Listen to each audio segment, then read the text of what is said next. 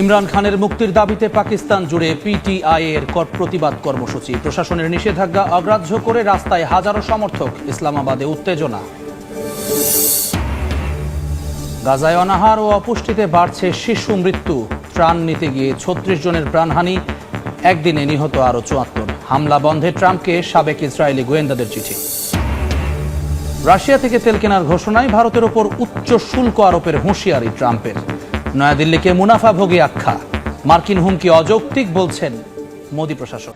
গাজায় দিনের পর দিন বাড়ছে মৃত্যুর মিছিল। ইসরায়েলি হামলায় একদিনেই নিহত হয়েছেন অন্তত ৭৪ জন, যার মধ্যে ৩৬ জনই খাদ্য সহায়তা নিতে গিয়ে প্রাণ হারিয়েছেন।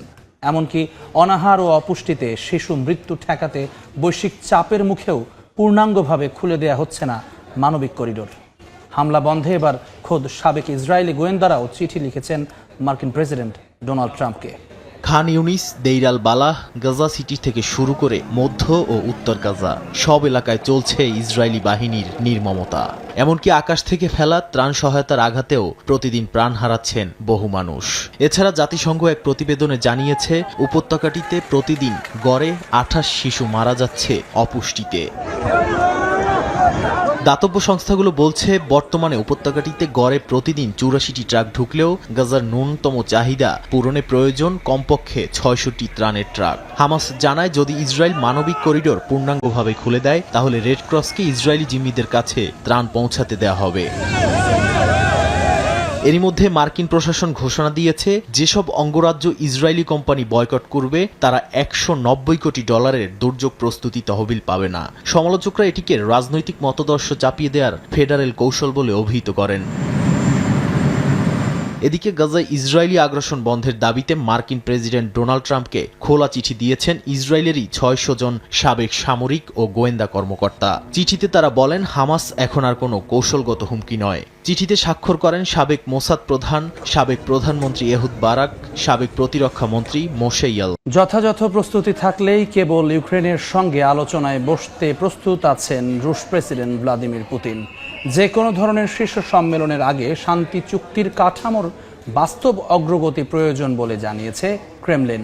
অন্যদিকে ইউক্রেনের প্রেসিডেন্ট অভিযোগ করেছেন, যুদ্ধে চীন, পাকিস্তান সহ বিভিন্ন দেশের ভাড়াটে যোদ্ধা ব্যবহার করছে মস্কো। এর মধ্যেই রাশিয়ার গোয়েন্দা সংস্থার এক প্রতিবেদন অনুযায়ী ইউক্রেনকে ব্যবহার করে রুশ তেলবাহী ট্যাঙ্কারে হামলার পরিকল্পনা করছে যুক্তরাজ্য। বেশ কয়েক দফায় যুদ্ধবন্ধে রাশিয়ার সঙ্গে সরাসরি আলোচনায় বসেছে ইউক্রেন, যদিও কোনো সমাধান আসেনি। আবারও কিয়েভ মস্কোর মধ্যে শান্তি আলোচনার সম্ভাবনা দেখা গেলেও বৈঠকে বসার আগে নতুন এক শর্ত জুড়ে দিয়েছেন রুশ প্রেসিডেন্ট ভ্লাদিমির পুতিন। ক্রেমলিনের মুখপাত্র দিমিত্রি পেসকভ সাফ জানিয়ে দিয়েছেন, রুশ প্রেসিডেন্ট ও ইউক্রেনের প্রেসিডেন্টের মধ্যে সরাসরি বৈঠক কেবল তখনই সম্ভব যখন বিশেষজ্ঞ পর্যায়ে যথাযথ প্রস্তুতি সম্পন্ন হবে। এ ধরনের শীর্ষ সম্মেলনের আগে দুই দেশের প্রতিনিধি দলের মধ্যে শান্তি চুক্তির কাঠামো নিয়ে বাস্তব অগ্রগতির প্রয়োজন বলে মন্তব্য করেন তিনি। এ সময় পেসকভ ইউক্রেনের প্রেসিডেন্ট ভলোদিমির জেলেনস্কির সাংবিধানিক বৈধতা নিয়েও প্রশ্ন তোলেন। এছাড়া মার্কিন দূত স্টিভ উইটকফের রাশিয়া সফর নিয়ে তিনি জানান, এই সংলাপ অত্যন্ত গুরুত্বপূর্ণ, ফলপ্রসূ ও প্রয়োজনীয়। ট্রাম্পের সাবমেরিন মোতায়েন প্রসঙ্গে তিনি জানান, পারমাণবিক অস্ত্রের বিস্তার রোধে অত্যন্ত দায়িত্বশীল অবস্থানে আছে রাশিয়া। জেলেনস্কি পাল্টা অভিযোগ করেন, মস্কো যুদ্ধের ময়দানে ভাড়াটে সেনা ব্যবহার করছে। তিনি দাবি করেন, রাশিয়ার হয়ে বিভিন্ন ফ্রন্টে চীন, পাকিস্তান, তাজিকিস্তান, উজবেকিস্তান ও আফ্রিকার বিভিন্ন দেশের সেনারা যুদ্ধ করছেন। এ সময় জেলেনস্কি হুঁশিয়ারি দিয়ে বলেন, এর উচিত জবাব দেবে কিয়েভ। যুদ্ধের ময়দানের উত্তপ্ত পরিস্থিতির মধ্যেই রাশিয়ার গোয়েন্দা সংস্থা এসভিআর এক বিস্ফোরক অভিযোগ করেছে। এসভিআরের এক প্রতিবেদন অনুযায়ী ব্রিটিশ গোয়েন্দারা ইউক্রেনকে ব্যবহার করে একটি রুশ তেলবাহী ট্যাঙ্কারে হামলার পরিকল্পনা করছে। রাশিয়ার দাবি, রুশ তেলবাহী জাহাজকে আন্তর্জাতিক জলসীমায় আটকানোর জন্যই এ পরিকল্পনা করেছে যুক্তরাজ্য। রাশিয়ার গোয়েন্দা সংস্থার এমন প্রতিবেদনের মধ্যে ইউক্রেনে পাঠানো প্যাট্রিয়ট এয়ার ডিফেন্স সিস্টেমের জের ধরে সংকটে পড়েছে ইউরোপ। ন্যাটো জানিয়েছে, যেসব দেশ এই সিস্টেম পাঠিয়েছে তারা হয়তো ২০৩২ সালের আগে নতুন করে সরঞ্জাম পাবে না। জার্মানি ইতোমধ্যে মার্কিন প্রশাসনের কাছে ওয়াটার টাইট গ্যারান্টি চেয়েছে। পাকিস্তানের সাবেক প্রধানমন্ত্রী ইমরান খানের মুক্তির দাবিতে দেশ জুড়ে শুরু হয়েছে পিটিআই এর প্রতিবাদ কর্মসূচি। প্রশাসনের নিষেধাজ্ঞা অগ্রাহ্য করে লাহোর, পেশোয়ার, সোয়াবি ও মারদানে বিক্ষোভ করছে পাকিস্তান তেহরিক এ ইনসাফের নেতাকর্মীরা। উত্তেজনা ছড়িয়েছে ইসলামাবাদ ও রাওয়ালপিন্ডিতেও। ইমরান খানের মুক্তির দাবিতে মঙ্গলবার সকালে লাহোরের রাস্তায় অবস্থান নেন পাকিস্তান তেহরিকে ইনসাফের নেতাকর্মীরা। পাঞ্জাব প্রশাসনের নিষেধাজ্ঞা অগ্রাহ্য করে বিভিন্ন সড়কে নামে পিটিআই সমর্থকরা। পাকিস্তানের সাবেক প্রধানমন্ত্রী ইমরান খানের গ্রেফতারে 2 বছর পূর্ণ হলো মঙ্গলবার। তার মুক্তির দাবিতেই 5 আগস্ট দেশজুড়ে প্রতিবাদ কর্মসূচি দেয় পিটিআই। সকাল থেকে বিভিন্ন শহরে দলটির নেতাকর্মীরা জড়ো হতে শুরু করেন। প্রশাসন আগেভাগেই ইসলামাবাদ ও রাওয়ালপিন্ডিতে 144 ধারা জারি করে জনসমাবেশ নিষিদ্ধ করে। খাইবার পাখতুনখোয়ার মুখ্যমন্ত্রী আলী আমিন গান্ডাপুরের নেতৃত্বে পেশোয়ারে শুরু হয় প্রধান সমাবেশ। প্রদেশটির অন্যান্য জেলা যেমন সোয়াবি, নওশেরা, মারদান থেকেও ছোট ছোট মিছিল এসে যোগ দেয় কেন্দ্রীয় কর্মসূচিতে। পিটিআই বলছে শান্তিপূর্ণভাবেই তারা এই কর্মসূচি পালন করছে, তবে একাধিক স্থানে পুলিশের বাধা ও টিয়ার গ্যাসের নিক্ষেপের খবর পাওয়া গেছে। পাঞ্জাব ও সিন্ধে অন্তত 400 নেতাকর্মীকে আগেভাগেই গ্রেফতার করেছে পুলিশ। ইসলামাবাদে আদালত চত্বর ঘিরেও মোতায়েন রয়েছে অতিরিক্ত ফোর্স।